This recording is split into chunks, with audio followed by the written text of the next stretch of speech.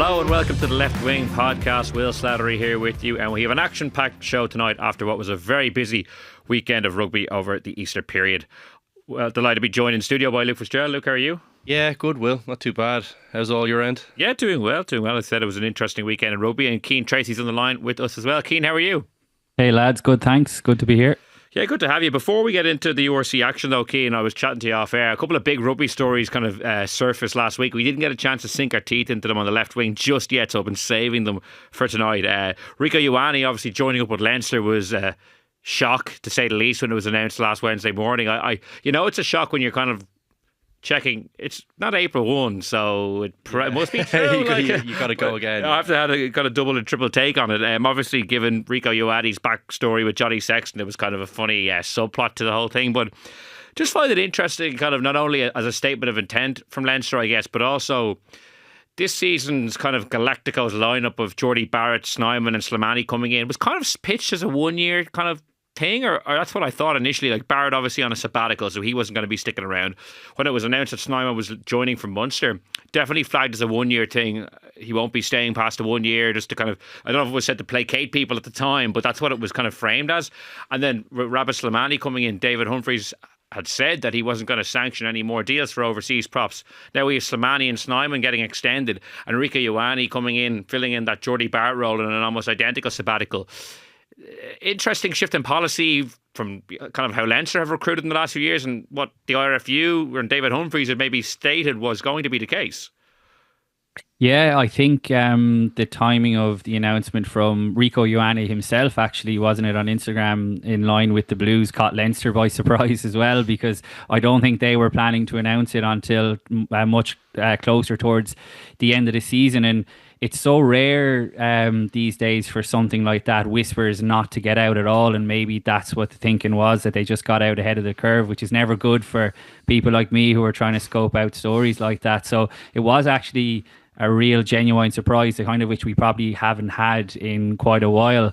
I was like you, Will. I wasn't kind of wondering, was it April 1st? But I was wondering, was it kind of a fake Blues page or something when I had seen it initially? I just genuinely wouldn't have seen it coming. But I suppose, like, for it to be announced the day after the IRFU had made the announcement about the 40%,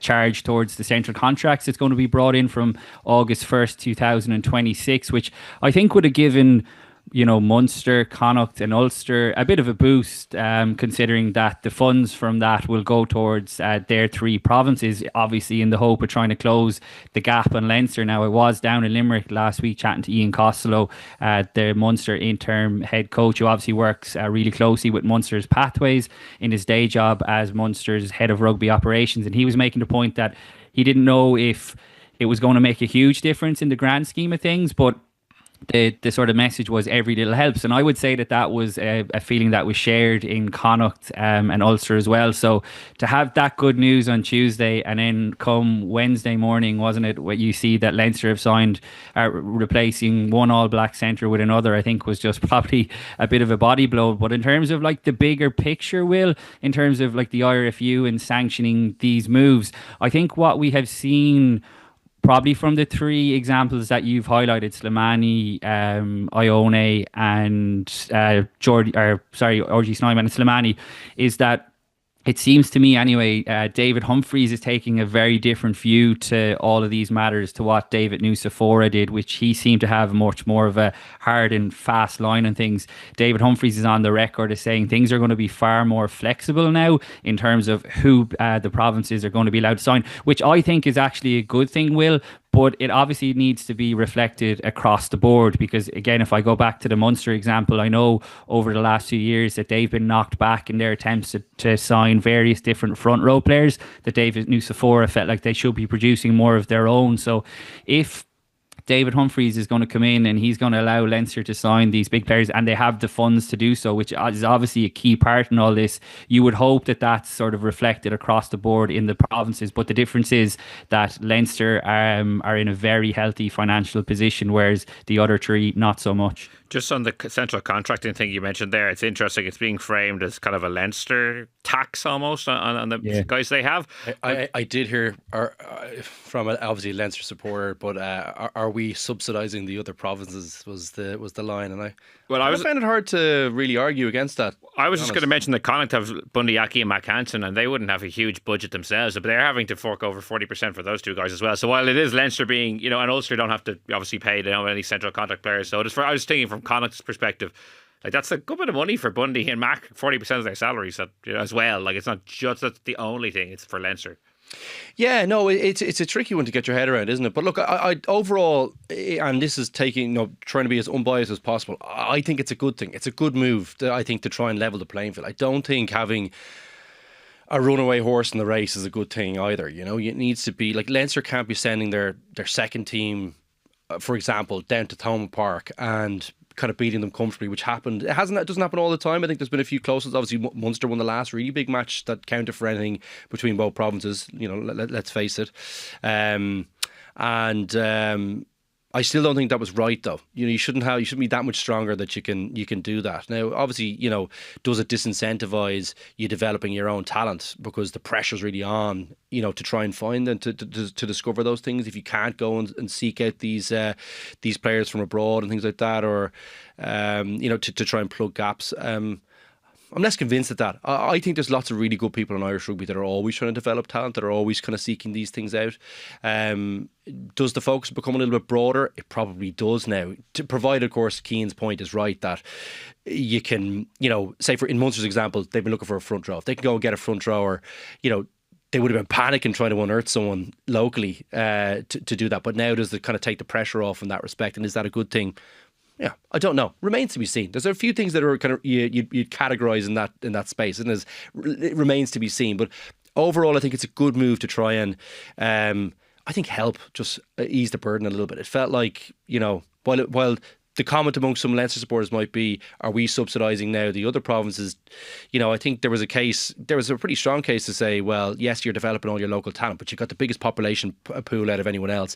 And is Irish rugby subsidising you? That was the other flip of the coin there as well. So maybe that's rebalanced a little bit. And what about the Rico Ioane news? Like, it's not that long ago. I was looking it up earlier to make sure I had it right. Leo Cullen often, after kind of Champions Cup defeats to say La Rochelle, would say things like, well, we operate a very different model to La Rochelle. Like, we have a homegrown team. We can't go to the marketplace. We don't go to the marketplace and buy anyone we want.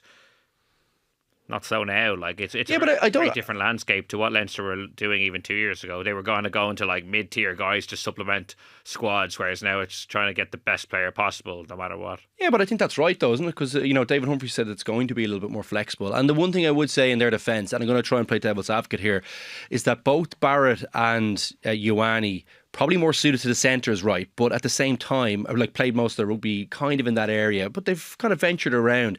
They're both kind of utility guys. So my big argument against this is that, well, what happens to Osborne in this scenario? Like, he looks like a natural successor to Henshaw in the centre to me, and Henshaw looks like he's playing well. He's playing pretty well, but I think he's probably coming towards the back end of his career, right? Like, what happens to Osborne here now in terms of his rugby, in terms of, game time? Like, that looks like it's going to be impacted by this. And you'd argue that the same thing has happened with Barrett in that position as well, right? I'd say Tommy O'Brien as well. I think he's going to be in. But Ioane... No, he's coming. No, O'Brien's coming. He looks like he's ready for the next big stage to me. I know it's only one game, but a move like this though, like Ioane could be, he's played a lot of time on the wing in his All Blacks career. Like that would be something that people could say, well, Tommy O'Brien is a guy who should be given game time and prioritised. He could be playing for Ireland. Is Ioane coming in going to block that? Tommy O'Brien's playing better than Henshaw at the moment, relatively speaking. So, to my mind, if you were picking one opposite the other, and he's probably playing better than Gary Ringrose too. But they're different. Like, as in, no, but my point is that if you're well, now this is a different argument now. But if you're right now on form, you would probably pick Tommy O'Brien ahead of the other two.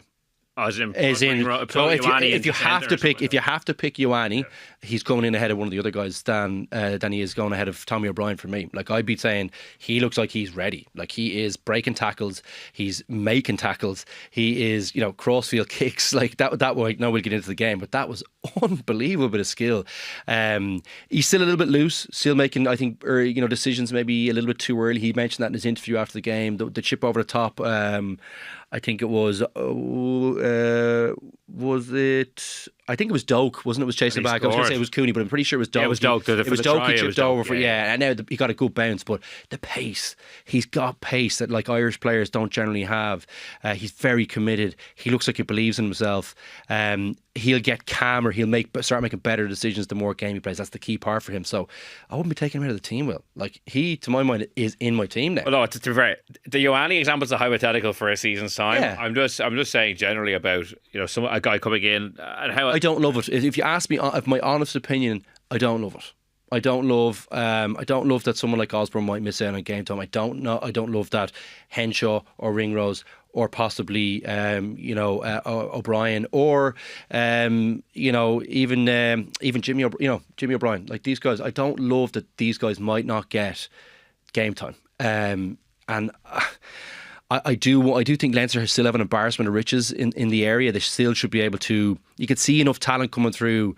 Tector, these guys. There's loads of talent, Will, there that I can see, and I think, well, are Leinster really that disadvantaged when it comes to international duty? I don't think so. I think they should believe in what they've developed locally. Yeah.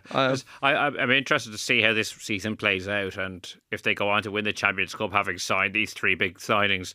Does that make them think that they need to be signing these big guys? Yeah. And look, they haven't won the Champions Cup in a long time, so that might be the correct way of looking at things. But I agree, there's a lot of good talent there that I think, unfortunately, might not get as much opportunities. But to be fair, at the same time, like this season, like Jordy Barrett's been there, Snyman's been there, Slimani's been there, but guys like, say, Dermot Mangan in the second row has got opportunities. Tommy O'Brien, we've mentioned. Jamie Osborne, maybe not quite as much, but it's been an international season for him as well, so he's been involved there, and he picked up an injury after November. And even Thomas Clarkson has emerged and played for Ireland, even though Slimani has been there as well, a tied up prop. So it's not to say that you can't have two things at the same time, like a big international guy coming in from overseas and a guy also kind of kicking on. The big argument for me is probably, and I'm interested to get Cian's opinion on this, I think that's a really interesting way of looking at it. Is this now necessary for Leinster to get to the next level? Like, to be honest with you, the biggest sea change that I've seen this year is how much better the defence has been.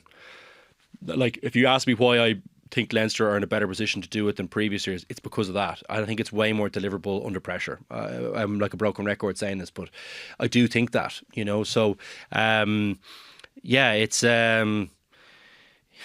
Are this like they've definitely added something. Snyman particularly has added something, in my opinion. And look, Barrett has added something, but I do think like it's still Robbie Henshaw that's going in there. It's still Osborne who's probably going into the centre if one of them is injured. Tector looks very good to me as well. So yes, he is better, but like by how much? When the team's on top by that much as well, like. I'm not sure it's compounded. I'm not sure that little bit that he's better is actually compounded into the rest of the performance, Will, if you know what I mean. So, I think that might be over-egged a little bit, the impact of, say, for particularly Barrett, who was obviously unbelievable, but like, I still think Henshaw on his day is still outstanding, like an unbelievable rugby player too, Will. So, I don't know. I think the biggest thing for me this year has been the coach. The coach it looks like he's made... They look like a different team. They're not better at out half. They're worse at out half. But the team looks better because of the defence. They're worse at out half in defence or generally? Just generally. Like Johnny Sexton. I would be. Yeah, sorry. I probably should have caveated, And obviously Ross Byrne's playing well, but they still look like they're stuck in that position a little bit. Prendergast is the guy, but he just doesn't tackle. So I don't know. I'm worried about that area. That's the only thing. But the big jump forward has not been the players. It's been the coaching and the thinking on the defence, definitely, in my opinion. What do you think Johnny Sexton thought of the Ioane news? when he found out. He doesn't care. He's done now. Yeah, like he's a good player. Like, I mean, look, the one thing you'd say about Johnny is that he was always cold and calculated when it comes to the rugby pitch, and he's a good player. And he actually, I remember talking to him about it. I don't think he feels as strongly about the overseas player thing as I do. I think he thinks it. You know, the cream still rises to the top, and good players still find their way into the teams, even if you have a scattering of some real talent. Like, you know, Nassi was the obvious one. Elsom, you know, these sometimes you probably make the argument that maybe you do. I'm literally arguing against my previous point. But in previous years, those players made massive differences to Leinster getting over the line, and it still didn't stop like a massive conveyor belt of talent coming through. So I'd say Johnny feels like the competition is good for the squad, but he's pretty ruthless on that, and it never really impacted him that directly. Although you could maybe Contepomi coming in, but I don't know. It's interesting because, like, you could argue that the most talent-rich time in the history of Leinster rugby in terms of guys coming through, Cian, has been in this period post and winning the Champions Cup, where they haven't had as many big overseas stars. You know, after Fardy and Lowe come in 2017-18, they kind of relied on Ala Latoa, Joe Tamani, Charlie Natai, guys who were like, you know, mid-tier kind of international, or, you know, kind of overseas players, and that's coincided with this huge conveyor belt of talent really ratcheting up. Not to say that there wasn't good players coming through and young guys playing well before that, but I just feel in the last, say, 5-6 years, you know, that's I don't know if that coincided. I don't know if that was the reason why they were able to come through at such a fast rate, because there wasn't so many big stars there, you know, starting ahead of them. Well, you've kind of hit the nail on the head. The reason Leinster have changed their approach to the transfer market is they haven't had success in the last few years, and they felt something was missing. And I do slightly disagree with Luke. I think Geordie Barrett is on another level to Robbie Henshaw and Jamie Osborne, if I'm being honest. I think R.G. Snyman is on another level to Joe McCarthy and James Ryan, if I'm being honest. And okay, Rabbit Slimani, I wouldn't say the same about Tadhg Furlong, but I think the value, and I was speaking to him about this a few weeks ago, the value in a guy like that coming in, teaching the likes of Thomas Clarkson the French mindset around scrums, I think is invaluable as well, and that will help Irish rugby. But I think you're talking about Snyman and Barrett, two players, two elite operators in their absolute prime, and if I'm being honest, I do think they are a step above what Leinster have at the moment, and that's why they've gone to sign them. Because I think if you're picking a world 15 at the moment, I think Geordie Barrett and R.G. Snyman are probably, certainly Geordie Barrett for me would be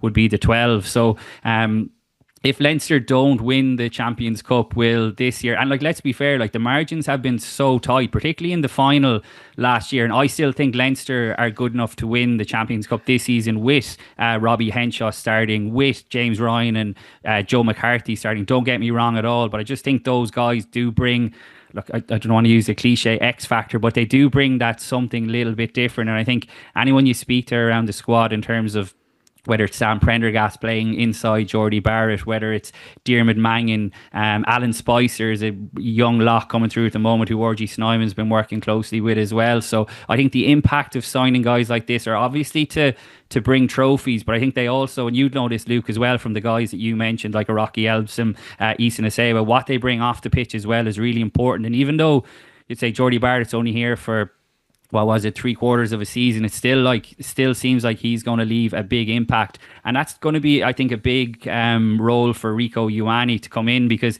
he seems like, certainly from the outside looking in, a different kind of character. He's certainly a different kind of player. You can see by Geordie Barrett that he puts the team first in everything, so clearly that's what Leinster want in terms of the profile. So look, if Leinster had won a few Heineken Cups over the last few seasons and they're still going out signing players, I think we would probably feel a little bit different. But the fact that they haven't had the silverware to back up the amount of Ireland players that they're producing, I think they're well within their rights. If they are producing this many players, say, well, look, we need a little bit extra to get us over the line. And I think that's the reality of where we find ourselves now. Yeah, I don't disagree with what you said there. It was just more, as I said, reflecting on Leo Cullen's comments from not that long ago about kind of maybe drawing stark comparisons between what La Rochelle do in terms of their recruitment and what Leinster do, and now how that's changed completely. But in fairness, though, in the same breath, you could say that, yeah, he's drawing the comparisons, but he's like, they also beat them twice in the final. So like, if you're, you know, it's not a case of exactly, well, if you can't beat him, join him. But like, there is a bit of logic in that. Do you know what I mean? While he's saying it, so he's going, well, that hasn't worked because they're beating us twice. And La Rochelle's homegrown players would be absolutely nothing on the scale of Leinster's. I think that's more what Leo about Cullen means that they produce so many homegrown players that they should be entitled to bring in a couple of extra superstars from the outside. That would be my reading on it.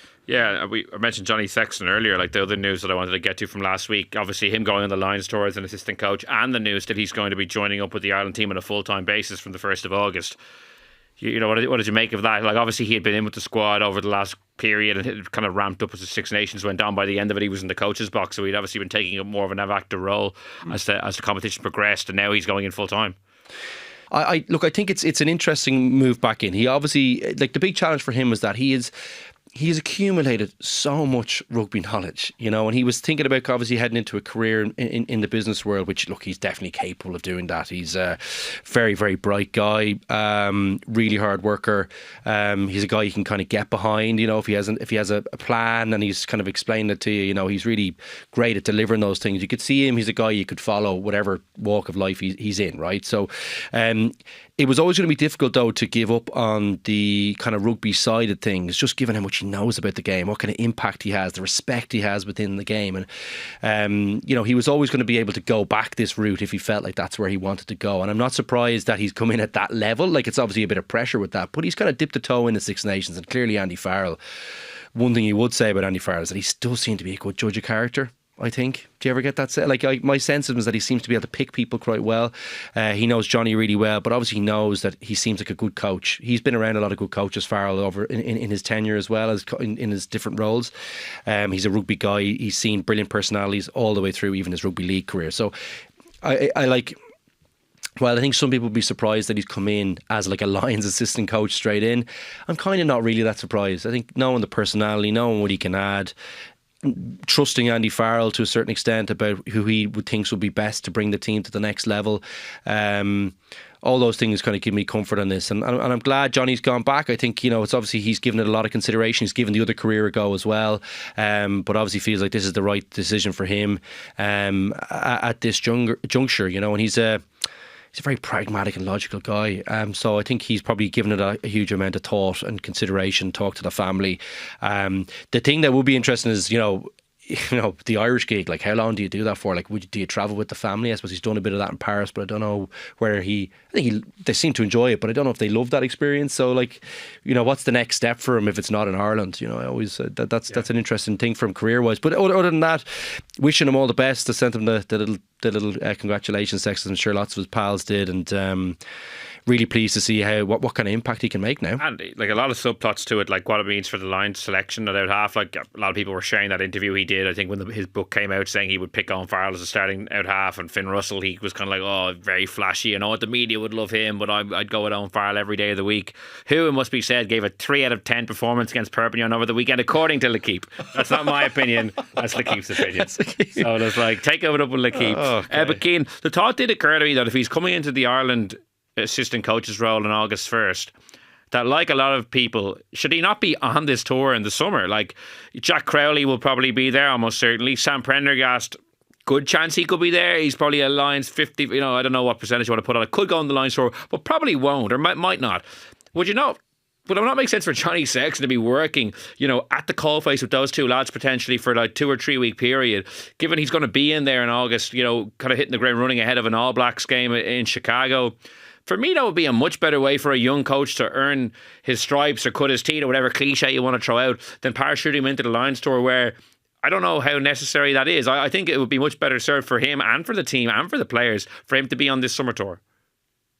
I've made my feelings very clear on this, Will, but here I go again. I think it's wrong what's happening with the Ireland summer tour for Georgia and Portugal. I think it's becoming more and more obvious that the Lions tour is going to be used as a dry run for Ireland's World Cup in 27 in Australia. That's what it seems to me like it is. All the coaches are going to Australia. I'm sure there's going to be similar hotels, similar training bases, things like that. Getting Johnny Sexton in, you know, Luke is talking about, you know, he wonders what he'll do next year. He's pretty much completed coaching in his first role because he's straight into the Lions, and I think he can retire actually at the end of this year. He's already reached the pinnacle. And I think, you know, not that he will care and not that he should care, and the same goes for Andy Farrell, but I think a lot of coaches' noses will be out of joint by that as well, that a guy who has very little coaching experience goes straight to the top of the queue. I think it's brilliant for Irish rugby in particular that Johnny Sexton is back in, because I think the value that he'll add across the board will be brilliant, especially now that he's coming in on a full-time basis. But I totally agree with you, Will. I would have thought that the summer tour, you go there, you get to know the next crop that are coming through would have been an ideal opportunity. But then there's part of me thinking, well, if the rest of the Ireland coaches, full-time Ireland coaches, are away with the Lions, then maybe he should be there to be learning off them as well, because, it's going to be Mike Prendergast, obviously, Dennis Leamy, guys like that running the Ireland Summer Tour, who aren't going to be there in November. So from that point of view, maybe he will be better off, kind of learning from Andy Farrell, Andrew Goodman, whoever it may be in the Lions The big question, Cian, is should you be learning as a coach on the Lions Tour? No.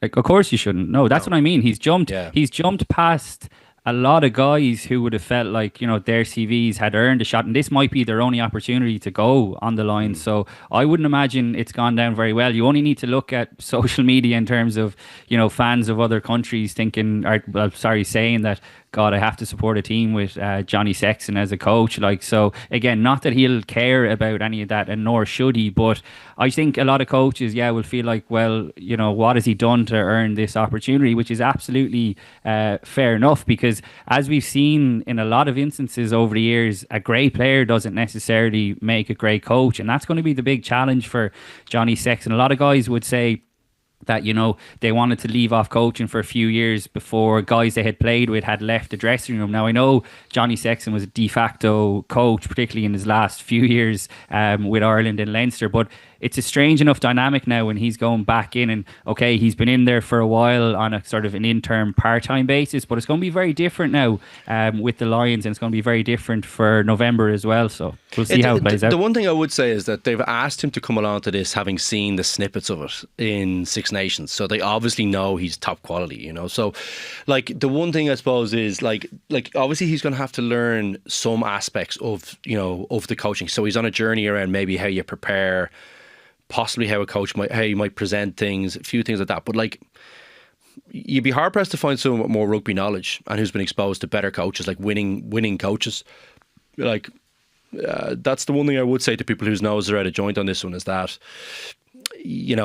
and I probably come from a bit of a biased background on that. I always think that, and I know I'm wrong on this, but I would generally lean towards someone who's played the game at the top level to really understand what it feels like to be out there. Joe Schmidt was an unbelievable coach. Unbelievable coach, but I just generally think you have my respect pretty much straight away day one. Now, whether you're as good at delivering the key messages, operating under pressure, all those things, you are kind of finding those things out. Can he give, if the team is going wrong at half time, has he done enough coaching jobs where he can be calm and go, this is what's happening, you need to change this and this. Joe Schmidt was unbelievable at that. But we're also comparing him to one of the best coaches I think that's ever been in the game. So that's probably not a fair... If you're coaching at international level, you should be judged against the best, regardless of your CV. No, you should. He's been appointed as a coach at an international level, ergo he should be as good as anyone. No, but he shouldn't be judged before he's done the job. He hasn't done the job yet, so let's wait and see. I think we're talking about, is he actually able to do this? Does he have enough rugby knowledge to be on this Lions tour? Andy Farrell, I think, is, and that's where my point about him trusting him become based on what he's seen of him as a coach so far. He trusts him in what he's seen, and I that's what gives me confidence, is that this is the right decision. That I get Cian's point about jumping the queue, but sometimes none of these people whose noses be out of joint would have a CV like Johnny's. Yeah, that point I don't mind as much. For me, it's just I actually just think he should be on the Ireland tour. I think that's a better way of him, I suppose, building into this role that he's going to be doing full time in kind of August 1st. And if he was on the Ireland tour as well, Will, you'd imagine that he probably would have more of a hands-on role. Obviously, the Lions assistant coaches, they haven't been specified what their roles are going to be. You'd have to assume that Johnny's main aspect will be kicking, which, look, he's done a brilliant job, and we said it throughout the course of the Six Nations how well Ireland had kicked. But you'd imagine if he was with Ireland, maybe there was more stuff around, launch plays, general sort of attacking shape, whereas in the Lions they already have a lot of guys like Andy Farrell will obviously run the attack, Richard Wigglesworth is there, Andrew Goodman. So even in that regard, he might have had more responsibility and it might have actually furthered him that bit more. But like, as just to go back to like the broader point, like I think it's brilliant for Irish rugby that Johnny Sexton is back in. So I think they'll really reap the rewards over the coming years. But like I said, I think some people will be a little frustrated. Some coaches, like I said, will be a little frustrated. Yeah, I just think it would have also just kind of reinstalled a sense of legitimacy to the summer tour. Having him, announcing him as a full-time assistant and bringing him on the tour would have kind of, I suppose, taken away some of the feeling that I share with Cian, that it's just been kind of stripped of any relevance almost because so many people have left, that kind of having him involved, Johnny Sexton, not only another kind of assistant coach, but Johnny Sexton involved, I think would have added that layer back into it. Yeah, he adds. Can I just make one quick point? Sorry, he adds a bit of gravitas, I think, to the Lions coaching staff, because I think I made this point when we were chatting a few weeks ago. Apart from Andy Farrell, it was missing a little bit of razzmatazz. Even Paul O'Connell leading the summer tour for Ireland, I think the Lions would have loved if they had a former Lion legend like him. So I think Johnny brings a lot of that gravitas as well to the Lions, as he would have obviously to Ireland. Sorry to jump in. No, it's a great point. No, I think it's certainly it's a talking point for all of us, isn't it? Definitely. Like I think he'll have, so yeah, maybe he would responsibility for the kicking, but I would imagine he'll be quite collaborative with Farrell and Wigglesworth. I think I think he'll chip in here and there with I think like a recent player's view, and he'll have a good feel about what works on the pitch and that. I think his role won't be as, it'll probably be specific in some sense, but it won't be in others, if you know what I mean. I think he'll have to, like, there's no way you have him in there and you don't say, what do you think about this attacking move? Like, what? Like, do you know what I mean? Thinking, like Andrew Goodman, it's like Andrew Goodman's making points and Johnny Sexton's, he's not going to be standing there mute. Like, Johnny Sexton knows more about attack than any player probably. Well, yeah. One thing I would say is Goodman has a very nice insight into the kind of New Zealand rugby kind of way of thinking and that. So I'm sure like there's a reason as well he goes, and there's a reason he's gone into the Irish setup. So it's not because, like, I think a lot of people kind of been wondering about that, but like Andrew Goodman is, and he's, I think he might have been a teacher. I think he had a bit of a teaching background. I always remember Paul O'Connell saying he wished he'd done that when he went into coaching, because he felt it really helps you kind of, when you're explaining things to people, like, it kind of helps you think about how you would send a message or kind of get a message to land with people. So I think he might have a bit of a background in that, possibly. Correct me if I'm wrong on that one, but I'd say he's very good, by the way, at presenting and things. The one thing I still think when I think about Johnny Sexton going into the Ireland setup as his kind of like first coaching thing is still the sense of, like, we've heard it from like James Ryan and James Lowe about how like influential he was, and how, I guess, when he wasn't there, the standards dropped. He's such a big personality that there's a kind of like stymie the leaders in the team of growing their own style. And I know he was gone for a season, but that's not that long really. While he obviously is an unbelievable rugby brain, I'm just like, would I like to have seen the current crop have another year maybe of no Johnny Sexton, just to find their own way? But I think there's a division of labour there. Like the last time he's on the pitch, so he's kind of there, he's there with you, outside you, making all the calls under pressure. He's not now. So like, yeah, he can rinse you when the session is going on, or at half time in the in the changing room, but he's got they have to still go out and do it themselves now. So I think that probably is maybe it's an interesting point, but I think it's a little redundant now, to be honest. To flip it around, you could say, well, if his absence saw a drop in standards, he's now back. So ideally the standards should rise again to where they were when he was there. Because if it was just because it was said maybe about the training environment, so that'll be interesting. I think it's a great point. I think that, regardless of the Lions one, and there's going to be pressure attached to that for Johnny. But that is a pressurised environment now that he heads back in. It's the top of the pops from a coaching perspective, I think. And the one thing I would say about the Ireland tour is I had a bit of a spat with someone on Twitter about this. Like, you're representing Ireland there. So like Ireland, like I know on the Lions tour. On the Lions tour. So it's an Irish, like, I know people were disappointed maybe with I'm still very excited, by the way, by O'Connell leading that. I think that's a brilliant next step for him to lead the Irish team, and he is, to my mind, a natural kind of next head coach for Ireland. He's just kind of built for that. He's a real leader of men and a top rugby brain as well. But like it's great to have so many of our coaches over there as well. And hopefully so many of our players. Like, you're representing Ireland. This is the pinnacle. This is an Irish tour. And it's an Irish tour. Cian, you made the point, and I hadn't looked at it through this lens, but I think you're absolutely spot on. Like, this is like a trial, turning into a trial run for the 2027 World Cup in Australia. I never thought about it. No, but I think you're absolutely spot on. Yeah.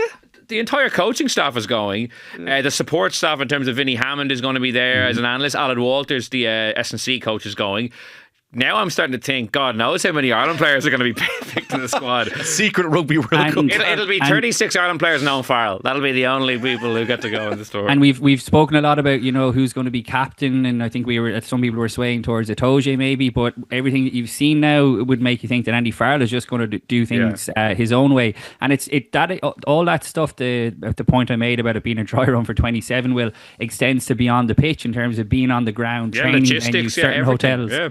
Like I know it's quite a cynical way to look at it, and obviously, they're not doing that, but it's going to be really beneficial for Ireland when it comes around in 27 as well. Surely, silver lining. I can't. Surely Itoje gets the captaincy just even as like a. It balances it nicely for me. But but Farrell doesn't seem to care about that kind of stuff. I don't think Farrell cares about balance, lads. I just feel like if Doris gets the captaincy as well, he's going out to win and win his way. You think? Yeah, I don't know. That's what he strikes me as. You have to think about it broader than that.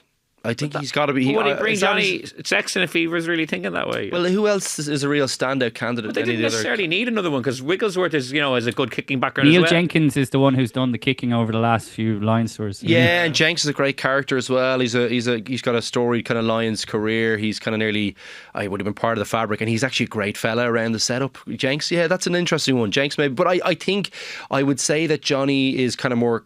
He's obviously not as current. Obviously Jenks has been coaching the whole way through.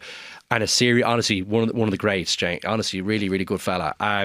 But like Johnny's probably more current and up to date with how Farrell sees the game, so it's probably more of an easy match for him if he wants to have his input in the attack, which I think we're all assuming that he'll have some input there, or he'll definitely. Farrell, I'm sure, will be seeking out his views on what on the game plan that he's going to be putting together. So versus Jenkins, where it's probably a more specific role, Johnny probably can do that role. Did it pretty well with Ireland, I think, and had some good input there, I think, from what we gather in terms of the kicking side. But you'd think he'd have more to add, possibly on the attack side of things. So it's a double job. It's an extra benefit. I don't see Johnny Sexton like just being a coach and just being like, oh yeah, I'll stick to this kicking and I won't be anywhere else. Like, he's just such an influential character. He's such a, as you said, a rugby brain that I just don't see him not being. But if you know his personality, you might have to seek him out. He does. No, he wouldn't. I don't think he would, unless he was like really passionate about. Sorry, he's always really passionate. Yeah, I was going to say that's not. No, it's not good. But unless he felt like he was given the remit to do that, I think you'd still have to seek him out to ask. I think he's a respectful guy. He is he honestly is as competitive as he is. Nearly everywhere he's gone, everyone has sought out his opinion because of how because of kind of how he thinks. So I'd still say if he doesn't have that kind of, if they're having the coaching meetings, and we're assuming they're having the coaching meetings over the next couple of months to figure out who they're going to be picking, how they're going to be playing, all that kind of stuff, and they're doing all their planning. I think he's kind of a good guy at reading the room about where his input is going to be valued and where he's going to be supposed to be kind of interjecting. The only time I could see that maybe not working is possibly if they're losing, if they go on a bad run of losing games. Like, he's so competitive. I think if he has a view there and they're on a losing streak, he might interject. But Farrell has made a rod for his back in that regard. If it's going to be an all-Irish pretty much coaching staff, Wigglesworth aside, it's going to be a mostly Irish squad, you'd imagine, even the Six Nations aside. If it doesn't go well, wow, I mean, especially the people, the journalists covering over there are going to be predominantly English. It could get tasty enough if they lost the first test. You think back to like Clive Woodward in 2005, it was like all English, squad, and I think it was a record amount of people not only brought, but in terms of English players in the squad. Even when Warren Gatlin won the Leinster in 2013, I know this part of the world, like the Welsh influence certainly got people quite annoyed. So I think the English press in particular will be ready to pounce King. I think you're dead right on that one. It'll be one to watch. And I can't wait now to see the squad that's announced on May 8th. I didn't really, obviously was excited and interested, but now just to see the makeup, because I'm starting to think it could be very, very Irish heavy, and more Irish heavy than I think most Irish fans would have expected, or potentially even. Maybe it won't be. I'm doubtful, but maybe it won't be. We'll see. So yeah, that's one to watch, and I'm glad we got to cover off those two talking points, because only 38 minutes on them. To be fairness, they were. I was so disgusted when I saw come out after last week's pod. I know they were two meaty ones. So we had a URC action over the weekend as well. Cian, Leinster 41, Ulster 17. Bonus point win for Leinster puts them on the verge of getting that top spot locked up a bit early. Munster 13, Bulls 16, and Thomond Park really overshadowed by that official officiating blunder. I know you've been writing about it this week, and you were at the game on Saturday where Munster incorrectly had to play with 14 men for almost 15 minutes after the officiating team just weren't kind of up to date on what should happen in the event of 2 front row injuries. And then Stormers 34, Connacht 29. Very tough loss for Connacht to take after they scored a try with the last kick of the play of the game, and it was ruled out for a correct obstruction, but still a tough one to take. So that was kind of what we had over the weekend. We will start. Where will we start? We'll go to Thomond Park, I guess, because that's where you were. It's funny one. Like, ultimately, because the Sharks won on Friday night, a loss for Munster, they'll still probably end up in 5th position if you look at their fixtures, and potentially could happen. But that's not to say that's not to excuse what happened in terms of that refereeing mistake. The Bulls, I thought, were the worthy winners overall, but still, like, you can't discount the fact having to play with a man down for almost 15 minutes incorrectly put Munster at a big disadvantage. But it's just a really bad moment for refereeing in the URC. Yes. Okay. Big deep breath. A couple of caveats before I get into this. Right. And I think you're spot on, Will. I couldn't agree more. Munster played poorly, and the Bulls deserve to win. I think we should say that from the top. The second point is, refereeing rugby is a bloody hard game to do, with all the intricacies, how fast it moves. Everything. Like, anyone who puts themselves, as I was writing earlier this week, in the melting pot as a referee is to be commended. Now, but yes, it was shocking. As soon as you do, and we're talking about a professional referee who referees at international level, it's appalling. In my mind, absolutely appalling that the referee does not know the rules, as he called it, and the way it was all handled, the way Andrea Piardi twice said, this sport has too many rules, and like making a joke of it, I thought it was a terrible, terrible look, I have to admit, for the game. So for anyone who has been living under a rock for the last while, who hasn't seen what happened, Ollie Jaeger went off early on, 13-14 minutes, I think it was, with head/neck injury. It was quite clear it was a head-neck injury. He was down receiving treatment. The PA at Thomond Park announced it as a HIA. It flashed up on TV as a HIA. Stephen Archer came on and had to be replaced in the 52nd minute with a shoulder injury. Now, because Jaeger had gone off with a HIA, Munster should not have been put down to 14 men. Uncontested scrums, fair enough, but they should not have been put down to 14 men, which meant that Alex Kendellen was put off the pitch for 13, almost 14 minutes before Munster eventually got their point across. Now, this is the second time, lads, that this has happened this season. You remember it happened in Croke Park earlier this season as well, and Leinster scored a try while Munster were down to 14 men incorrectly as well for 4 minutes.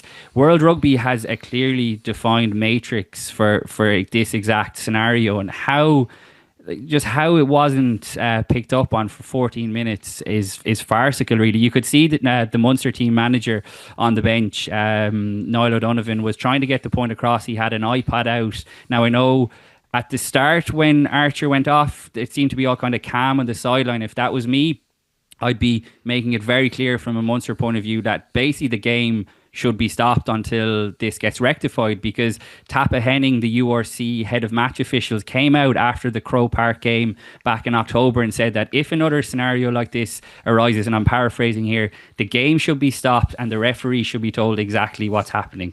Now, we're only talking 6 months later, lads. How we're finding ourselves in a similar scenario again is so wrong. Again, I don't think it was the reason that Munster lost the game, but they had to play against a very good Bulls team in really bad wet conditions in that second half, that those 13-14 minutes would have taken from their energy levels, which were already dwindling after the 2 weeks in France in the Champions Cup, but that would have had effect on their end game in terms of trying to get a draw or to get a win. So look, the latest is the URC have made their second apology to Munster this season for an error.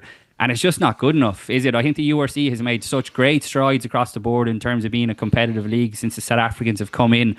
But that at the weekend, I thought, was absolutely farcical. I'll pass it over to you. Yeah, and the refereeing in the URC, I've always found to be an issue. Like, you have referees from all different jurisdictions, and you're watching games, and there can be bad blunders sometimes. They're very inconsistent from match to match, whereas leagues with more uniform, like one country league, say like England or France, you kind of know more what to expect from game to game, not that you don't get in the URC. Like Andrea Piardi, ironically, had ref that La Rochelle game 2 weeks ago, where like Munster fans are probably like praising him for not giving that penalty at the very end for that high tackle.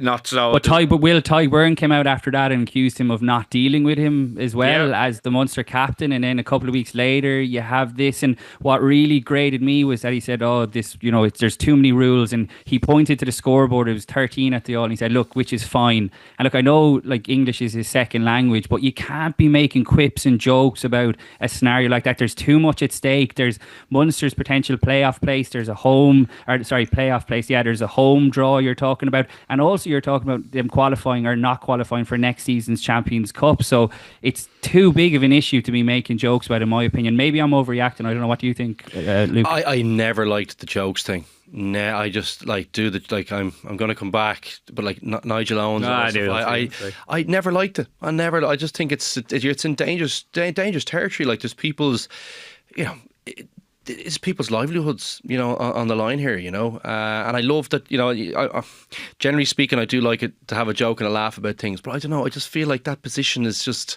it takes a little bit away from that position, and because it's such an important job, and I do think he did make some valid point, like the game is too difficult to understand, like if you're new to rugby, bloody technical sport, but look, we are where we are with it, and the responsibility of the person in the middle is that they know the rules. Like, regardless of how they see the game and how they're interpreting things, they should know the rules. Like, that's a bad mistake to make. And look, I'm not saying anything else that Cian hasn't said, but just to reiterate, like, to make the same mistake twice is poor. Like, you think that probably would have gone out to all the referees after the mistake has been made earlier in the season.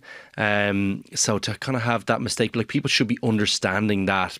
I would have thought a directorate would have come out for everyone to say, they whether they send you the footage or whether they do something to say, listen guys, this is a learning moment for everyone. We make this mistake. This is the interpretation of the rule. You need to be, can't get this one wrong again. It's like in work when something, any line of work, I wouldn't point the finger blame solely at Piardi, obviously predominantly as the referee, but it's a team of officials as well. Like, it's four of them now. Yeah, they don't know. Someone, maybe like someone out of the four of them needs to like inform him that was, because he mightn't have known necessarily it was a HIA. He's under pressure in their will, your supporting role shouldn't just be at a disciplinary moment or at a try. Like, you're not just there to raise the flag when I say here. Listen, have you thought about this? I think the rule is this, which is the kind of surprising thing. Is that, as you said, you're dead right, Will, and I'm glad you made that point, because I made that point in my piece earlier this week as well. And I think you're right to be fair to Piardi, because when Archer goes off, and I've listened to back a few times, you can hear him on the ref mic communicating with his officials, presumably the fourth official or the touch judge, assistant referee at the side,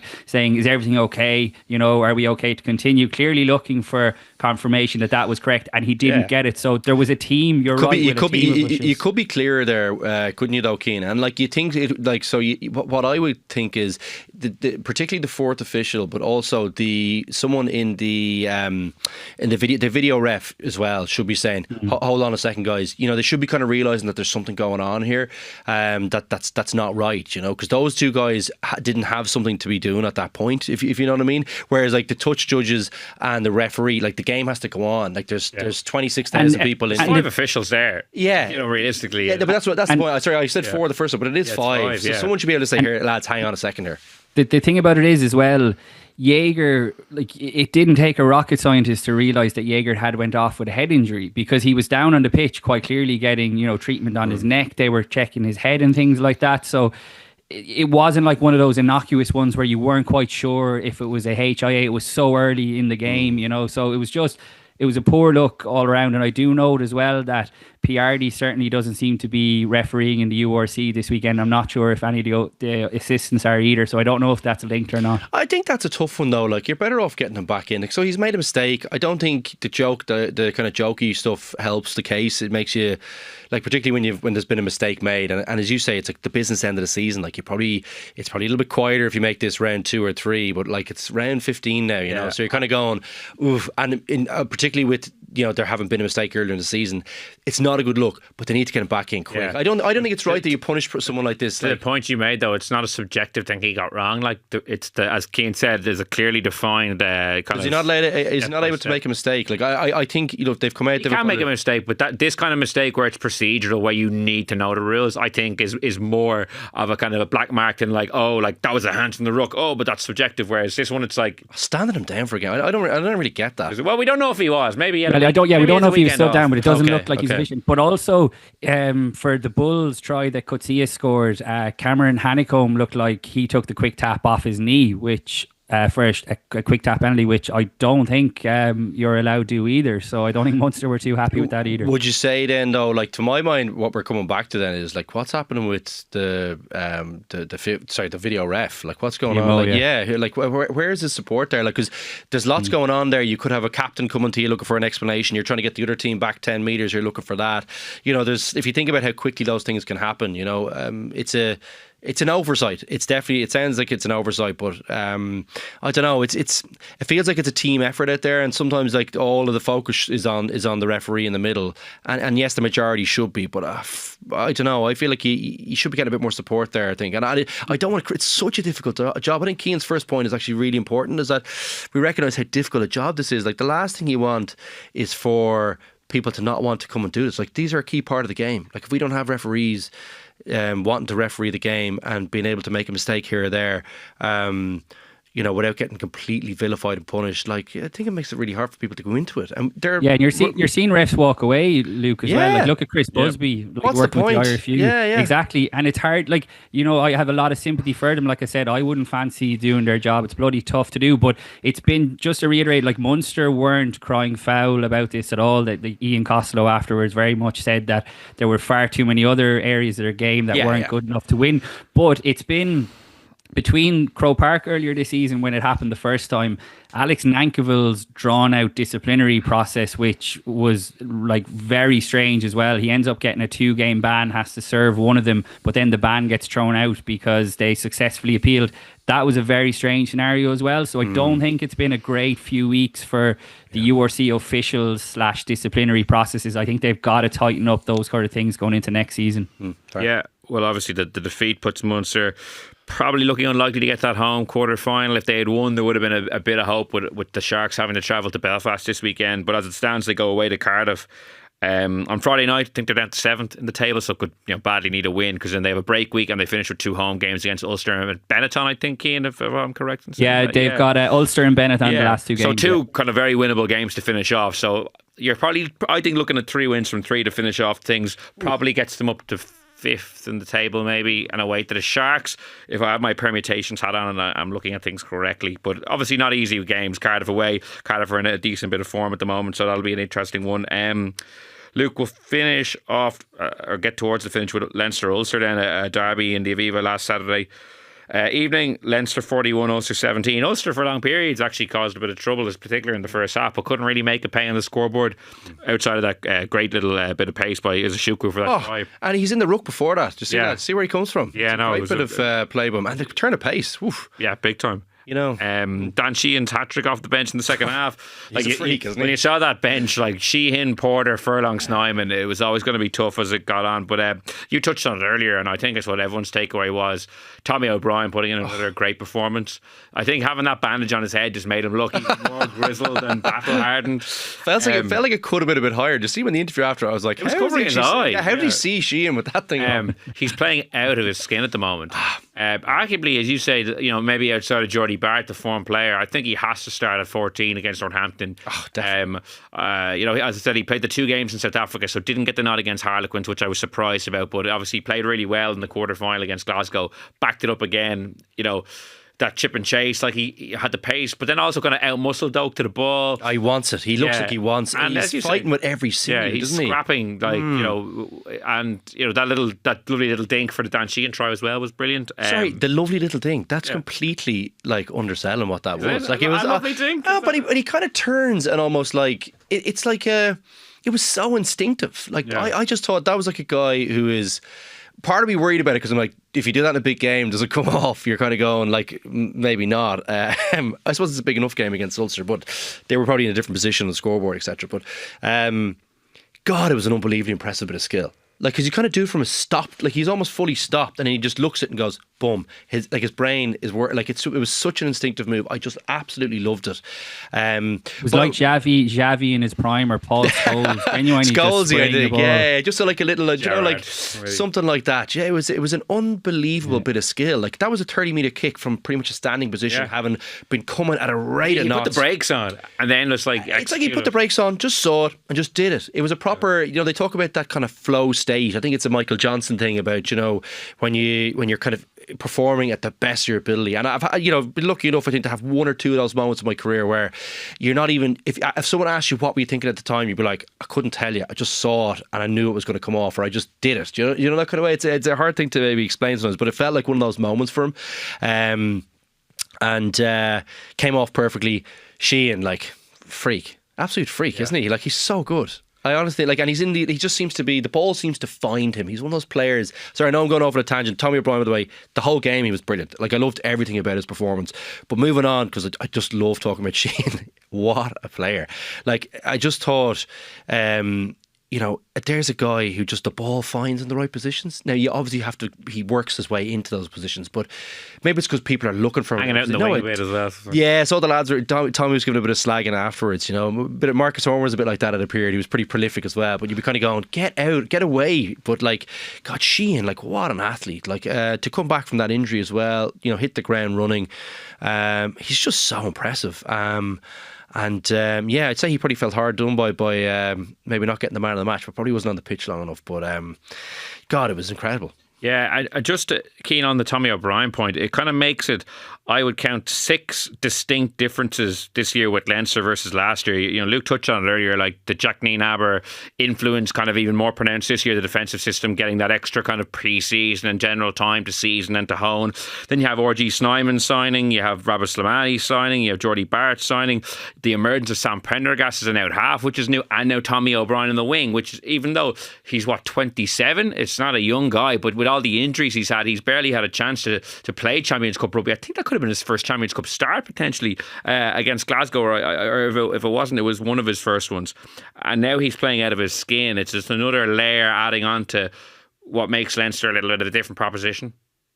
It's the biggest call, I think, that they have for their team next week. I've already made my feelings clear on Geordie Barrett. I would start him. James Ryan, it sounds like, is going to miss out, so RG Snyman will start. But I just have a feeling I wouldn't be surprised if Leinster go back to Jamie Osborne on the wing, but I would absolutely be playing Tommy O'Brien. I think they got it. They could. Surely not. And sorry, I love Osborne, like, brilliant player, but he doesn't look the same on the wing to me.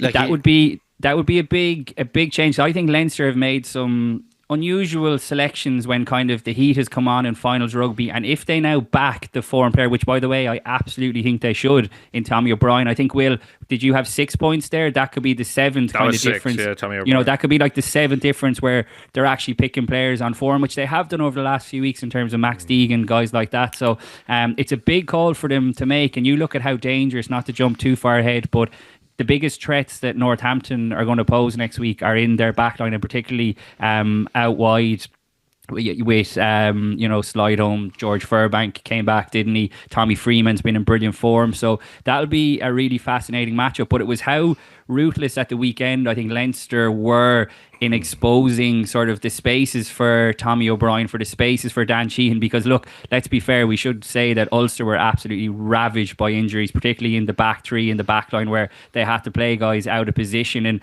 at times Leinster were really toying with them. There were so many instances where you're kind of watching where the play starts and where it finishes. Sometimes it was 40-50 metres that Leinster were driving them back in terms of the defence. The bench that came on made a huge difference. So they're in a brilliant position. I wouldn't imagine you're going to see too many of the guys going to Wales this weekend who are going to be playing against Northampton this weekend. And like you said, Will, that's down to Leinster having done the hard work in terms of all but securing top spot and a home run to the URC final. Yeah, if they beat the Scarlets away, then they obviously play Northampton. Then they have Zebre at home, which you'd presume they would win that. That would block up top spot before a game against Glasgow, which comes a week before a potential Champions Cup quarter final. So the Scarlets game actually actually as a semi-important one to make sure they could lock up a seeding early. And one guy just to mention as well, can I just mention him? I thought James Culhane was excellent at the weekend. And I know Leinster have so many good back rows, number 8s, but I thought he was really, really impressive. I'm not saying he's going to be involved in the Northampton game or anything like that, but I'm looking forward to seeing him go again against the Scarlets this weekend. I was really impressed with him when he played for the Irish under-20s in the emerging Ireland as well. Yeah, he got a great turnover on the line or near the line when Ulster were kind of still in the game. It was still Jimmy O'Brien made a great tackle. Yeah, and Culhane got over the ball when the game was still in the melting pot. So yeah, I agree. It's a good opportunity for him this weekend to kind of maybe step up again when the team is likely to be a lot greener than it was last Saturday. And then for Ulster, Luke, they have the Sharks coming to Belfast. This is their last home game of the season. It's a must win. It's a final in effect. And as Cian said, like Michael Lowry is out, Stuart Moore is out, Stuart McCluskey looks like a doubt with a groin injury. Are they confirmed out for the game? First two guys, I think, are confirmed. McCluskey is I think is still being assessed. Robert Balakoon is already out, so their back line looks quite ravaged by injuries. And the Sharks coming to town, a team who needed a last play of the game, try to beat Edinburgh. No matter how many stars they put in their team, they're always just messing about with things. So it's not a guaranteed great performance from the Sharks or anything, but they'll certainly look like they'll have a very formidable team. Even Etzebeth is back in the squad after a period out. It's a tough one for Ulster, and if they lose this game, Champions Cup rugby looks probably a tough proposition next year. Yeah, it does. Although, like, it's still an Interpro that they got after, so away to Munster. Yeah, it's still not. It's not a tricky, tough place to go, but not impossible. But yeah, this feels like a big one. They're a pretty different team at home as to how they are away, I think. So yeah, it's huge for them. I thought there was a little bit of progress here and there for them. I thought. Look, I still think the key battle against the Sharks is probably not going to be out wide for them, though. It's probably how they deal with the kind of power up front. It's the same with most South African teams. If you do that and you're at home, the weather might, if it's not great, these are all things that you think would probably help Ulster to get over the line. But yeah, certainly, it's looking a bit dicey now, and. Yeah, look, not that were we expecting anything different from the game against Leinster? I certainly wasn't. I thought it might be a little bit tighter, and they've been a bit of a banana skin for Leinster the last couple of years, but really they're a banana skin for Leinster at the moment. You're not expecting them to beat a Leinster team. I think it's a surprise if they do. And I thought they had some good moments, though. I thought Stephen Ferris kind of was pretty accurate afterwards. He said, I know there's 41 points or whatever, but at the same time, it did feel like both this match and the Bordeaux match, there was things that they can cling on to and say, well, look, we were still pretty competitive against two of the top teams in Europe. If we can deliver on those things, if we can be a little bit more clinical, I think we should be okay for the end of the league. And I think that's probably a justified position, but certainly it's the star-studded power in that Sharks team. If they show up, they're pretty hard to contain. So that's the big challenge. Can they do that defensively? Can they do that against the pack? And I think, at home, you'd expect them to cause some trouble here and there. I think, this team has a bit of fight in them, I think. I don't think they're a complete walk. They're not a walkover. It's not a team you go up and say at home, if we get stuck into them for kind of 50, 60 minutes, they'll go away. They've proven that they won't do that. They'll hang around, and they can hurt you. Izuchuku was great, wasn't he? Oh, God, I love him. I think he's a It wasn't player. just, what I really liked about his performance as well, it wasn't just the try, which was sensational, because I think we all know he's capable of those explosive moments, but he had 2 line-out steals. He seems to have worked really hard in that area of his game. He was chirpy too, Cian, wasn't he? To see him with a chirping back and forth with John McCarthy, I like that. You like to see a bit of that. A Tullamore man giving it to his native province. I really like him. I think he's going to be one for the summer tour as well. And I know Ulster have played him a bit in the second row, but I much prefer him, I have to say, at 6. I think he causes much more damage there. He gets on the ball a lot, but I was really impressed by his work around the line out, because we all know how explosive of an athlete he is. Oh yeah, but it really was an eye-catching try. As much as the line out work, was nice to watch. Sorry, not to be a complete nerd. Sorry. Hey, enough of that line out chat. You're not going to be cutting up highlights packages of his line out work, but that try on the other hand, I must say, definitely caught the eye. Cian, just to finish up, then I'll give you the last word. Connacht, as I said a few minutes ago, very unlucky with that last try. Cordero, we had been talking about how he hadn't delivered much. He got ripped last week. Yeah, he scored this unbelievable try that unfortunately got ruled out with the obstruction. And I suppose the game and the build-up, we found out that Pete Wilkins is left with immediate effect. There's been a lot of talk about his future. I suppose they can now start. Hopefully he's all right. I mean, it's obviously been a tough one. Yeah, no, exactly. He mentioned in a statement how he found being a head coach, I suppose, took him away from what he preferred doing. Like we've seen other coaches. Lancaster said that, should Mike Blair stepped down as head coach of Edinburgh to become an assistant coach in Japan because he said he just preferred being an assistant and just coaching the attack rather than having to do all the pressures of being the head coach. So, I suppose we wish him well, but Connacht, I guess, can start to move forward then. They still have a mathematical chance of getting top 8. They have to win away to the Lions this weekend, which is doable, but it still looks like a tall order with the other permutations. I suppose it's tough for Pete Wilkins, but a step in the right direction ultimately in terms of they're getting a bit more clarity as to what their future is going to be. Yeah, and obviously, like, they've already made the appointment of Rob Seeb and Billy Millard are coming in. It's unclear yet if either of those guys are going to be the head coach. You wouldn't have thought that they would be. So Cully Tucker, I think, has done a decent job there in terms of steadying the ship. But it's a bit like Ian Costello and Munster being interim head coach. The longer that those guys are taken away from their sort of day job, for want of a better term, the flow of the organisation just doesn't work as well. And I feel like a broken record, lads, when we're talking about Connacht every week, that they do so many good things in attack. They score some brilliant tries, but my God, defensively, it's just alarming, like how poor they are, and they don't seem to be making improvements. And I think I probably was, critical of, the coaching, and like Pete Wilkins would have done a lot of defensive stuff, and he's been away. And I thought Luke made a good point when we were chatting about this last week, that the players at some stage have to take responsibility, because some of the missed tackles are just like inexcusable at this level. I thought Sasha Feinberg Mgamazulu was sensational in that game. Like, what a talent he is. I know he's been injured for a while, been a bit off the radar, but he is such a good player. He's going to be a brilliant player for the Box in future. But for Connacht to have put themselves in with a chance of, the Cordero try, which we're still, technically waiting for him to make that impact because it was chalked off. But the fact that sorry, I'm being harsh. Sorry, Santi. But like, the fact that they needed that at the end was sort of down to their own making, because they're just leaking tries at an alarming rate. I think Ulster are a bit like that as well. Their defence is just so poor at this level. And even before Cordero's disallowed try, and look, it was on the harsh side, but I think it was the right decision. I just think it was a little obvious from, I think it was just a little obvious from Dave Heffernan on Evan Roos, wasn't it? But what I would be really gutted with, if I was a Connacht supporter, a Connacht coach, Connacht player, and I would say it made for unpleasant viewing in the review, was that chance they butchered a few minutes before the try. The knock on from Jack Ainger. You think back, I think it was Sean Jansen made the carry. Like, I mean, you would really back one of your biggest ball carriers to somehow get the ball down on the line. But look, he recycled it well. You had Matthew Devine, who I'm a big fan of, arrived on the scene, but he seemed to he seemed to hesitate slightly before giving the ball out. That meant that he went into the ruck, and I think it was Jordan Duggan, the other prop, played scrum half, didn't throw the best of passes to Jack Ainger, and he knocked on.